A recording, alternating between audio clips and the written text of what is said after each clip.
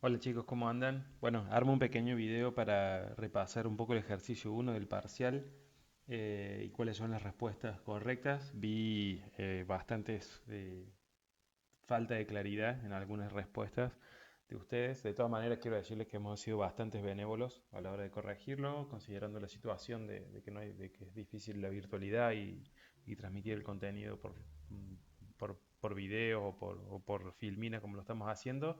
Así que hemos sido bastante benévolos, pero no quería dejar de pasar la oportunidad de contarles un poco, aprovechar esta oportunidad también para aprender y para clarificar un poco algunas ideas. El ejercicio 2 en general, el otro ha estado bastante bien, así que no armo un video para ese, pero sí me gustaría repasar este ejercicio uno, que es el tema de introducción y el tema de las capas, ¿sí? Del modelo híbrido con el que venimos trabajando y entender un poco cómo funcionan estas capas. Así que vamos a ir un poco punto por punto repasando de qué se trata lo que hemos hecho. Vamos con el primer punto, que es ofrecimiento de servicios de cómputo a la nube, Infrastructure as a Service, o IaaS, que lo hemos visto un poco en algunas filminas también de la materia. Eh, esto, Infrastructure as a Service, lo hemos visto como una aplicación que corre sobre la nube, ¿sí? Y esto a su vez hace uso de servicios de red en general, ¿sí? Abajo, o sea, es una aplicación que hace uso, por ejemplo, de capa de transporte o otras capas, ¿sí? Por medio de la capa de transporte acceden a otras capas. Y esto es, por ejemplo, lo que hemos hecho de alguna manera, si se quieren, en aquellos que están haciendo el laboratorio, con un con un, por ejemplo, algún servidor para proveer archivos, por ejemplo, como el que hemos hecho con el HFTP. Uno básicamente por medio de un servicio como ese accede a una infraestructura que es un hardware, que es un software, que es básicamente puede ser un software, una máquina virtual, almacenamiento, por ejemplo, un sistema tipo Dropbox, acceso a hardware remoto, como por ejemplo a una placa de video remota. Todo esto son servicios, ¿sí? Que corren en la capa de aplicación. Acá en realidad no hay nada de capa ni de transporte ni de red, sino más bien una aplicación que usa servicios de red, ¿sí? Así que esto, en general, el punto uno, siempre estamos hablando de capa de aplicación cuando hablamos de los servicios IaaS, ¿sí? Bueno, este generalmente ha estado bien. Vamos a la segunda. Muchos se han equivocado con la segunda, ¿sí?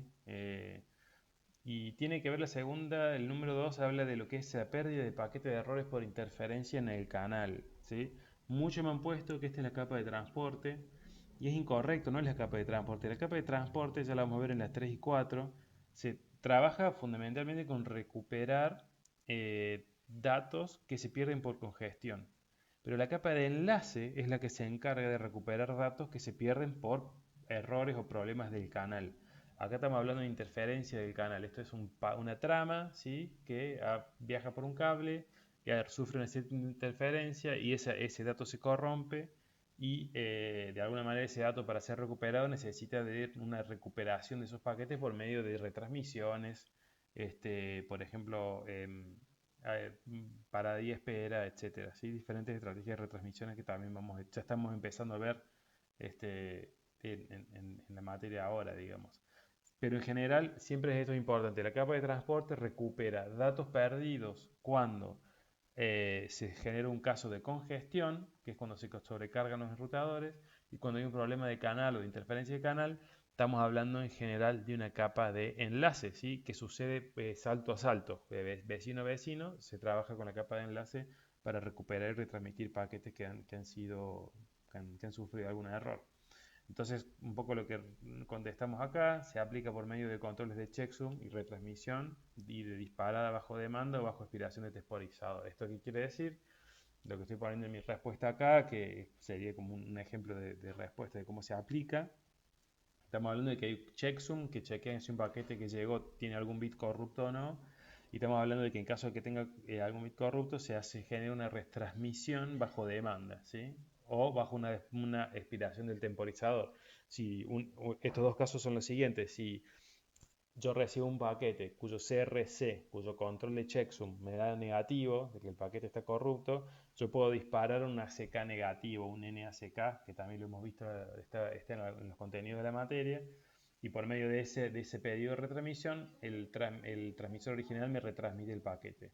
La otra alternativa es bajo expiración de temporizador, donde el transmisor envió el paquete, esa trama se corrompió en el camino, eh, y básicamente dispara un timer y cuento un determinado número de segundos o milisegundos o microsegundos, y si el destino no me mandó un ACK, un OK, lo recibí bien, bueno, intento la retransmisión. Estos son mecanismos de capa de enlace, ¿sí?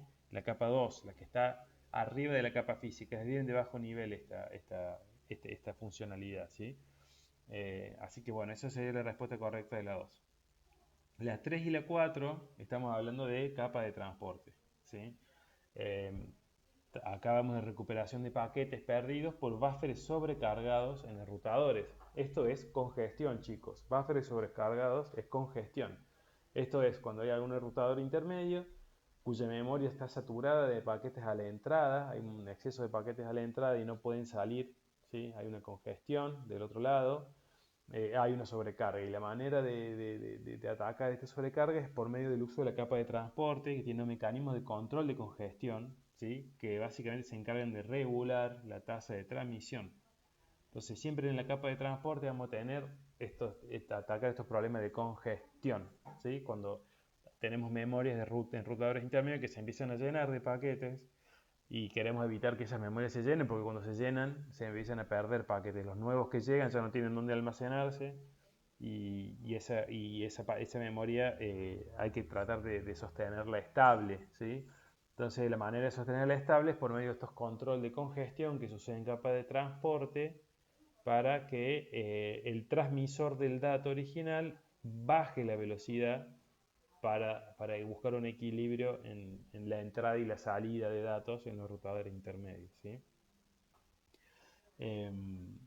La 4 pasa algo parecido. Fíjense que en la 3 hablamos de buffers sobrecargados en enrutadores, mientras que en la 4 hablamos de buffers sobrecargados en el receptor. Entonces hablamos de congestión cuando tenemos un buffer sobrecargado en un enrutador, pero hablamos de control de flujo cuando estamos en buffers sobrecargados del receptor. Ambas funcionalidades corresponden a la capa de transporte. La capa de transporte es la encargada de no saturar los buffers en los routers intermedios y los buffers del host receptor del otro lado, ¿sí? Esto lo estamos empezando a ver justo ahora también en la capa de transporte en el laboratorio al mismo tiempo, para aquellos que están haciendo las dos cosas, ¿sí? Entonces, y estos dos son funcionalidades de la capa de transporte, ¿sí? Tanto, repito, control de congestión y control de flujo. Son las dos funcionalidades claves de la capa de transporte. Le vamos a la número 5, que es adaptación a otros tamaños de paquetes para soportar diversos protocolos, ¿sí? Otros tamaños de paquetes. Acá la respuesta más correcta, esto también está en las filminas de la materia, es que la capa de red es la encargada de aplicar fragmentación, ¿sí?, a los paquetes en varios paquetes de menor tamaño. Esta es fundamentalmente la principal actividad de la capa de red. Pero hay otros que de alguna manera me han justificado bien esta pregunta número 5 con que la capa de transporte también tiene segmentos, y otros me han dicho que la capa de enlace tiene tramas y que se puede fragmentar en tramas y se puede fragmentar en segmentos en la capa de transporte, lo cual no es del todo incorrecto, porque es cierto, es verdad también que esas capas tienen una funcionalidad con ese fin. Así que en ese caso se los he tomado correcto también, pero realmente la principal capa en el modelo de capas que se encarga de esta funcionalidad es la capa de red. Entonces, esta sería la respuesta correcta, y es la fragmentación de grandes paquetes en varios de menor tamaño. Eh, la capa de transporte puede no hacerlo, ¿sí? Es una opción. Por ejemplo, la UDP puede mandar hasta paquetes de 64 kilobytes, ¿sí?, sin fragmentar. Pero IP en general tiene que fragmentar para que encaje sobre una capa de enlace de tipo Ethernet, por ejemplo, que tiene un MTU del orden de los 1000 y pico de bytes, ¿sí? Entonces ahí hay que fragmentar, y generalmente es la capa de IP, ¿sí? La Ethernet en sí mismo no fragmenta, digamos. Ethernet recibe una trama de un tamaño máximo, una carga útil de un tamaño máximo que se llama MTU, que es Maximum Transmission Unit, Y eso básicamente lo encapsula y lo envía para el otro lado, pero eso generalmente es la capa de red la que más se encarga de esa funcionalidad. De todas maneras, insisto, los que me pusieron capa de enlace o los que me pusieron capa de transporte y más o menos lo justificaron bien, lo tomé como válido porque me interesa más que razonemos y que justifiquemos un poco cómo se aplican este tipo de funcionalidades. Y después por último la 6, la propagación de señales en medios guiados y no guiados. Bueno, que este en general me lo han puesto todo bien. Cuando hablamos de medios de comunicaciones, medios guiados, no guiados, estamos hablando de cables, de fibra, etcétera. Y esto claramente es la capa física. Así que bueno chicos, quería armar estos minutos para comentarles cómo era la respuesta correcta de este ejercicio, para que lo tengan en mente y que aprovechemos esto como una instancia de aprendizaje. En general no hemos bajado muchos puntos por esto, pero sí me interesa que repasemos esto y que nos quede claro estos roles de la capa de aplicación, ¿sí? Capa de transporte, de red, enlace y física de este ejercicio. Bueno, cualquier cosa después seguimos conversando y me pueden preguntar por el foro. Un saludo para todos.